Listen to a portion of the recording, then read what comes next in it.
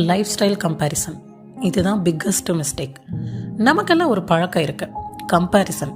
இது ஒன்றும் தானா வரல. சின்ன வயசுல இருந்தே அவனை மாதிரி படி, அவனை மாதிரி பேசுன்னு சொல்லி சொல்லி நம்ம கூடவே நம்ம வளர வளர கம்பேரிசனும் வளர்ந்துருது. நமக்குன்னு ஒரு குடும்பம் வந்த பிறகு கூட கம்பேரிசன் நம்ம கூடவே வந்துருது. நம்ம ரிலேட்டிவ்ஸ் அண்ட் ஃப்ரெண்ட்ஸ் யாராவது வீடு, காரு, லக்ஸரியஸ் லைஃப்னு செட்டில் ஆகி இருந்தா, என்னப்பா அவன் கூடவே இருக்கான், அவன் நல்லா செட்டில் ஆயிட்டான், நீ இன்னும் எதுவும் வாங்கலையான்னு கேட்பாங்க, பேசுவாங்கன்னு நினைச்சு அவங்க முன்னாடி நல்லா இருக்கணும்னு திங்க் பண்ணி இதெல்லாம் வாங்க ஸ்டார்ட் பண்ணுவீங்க.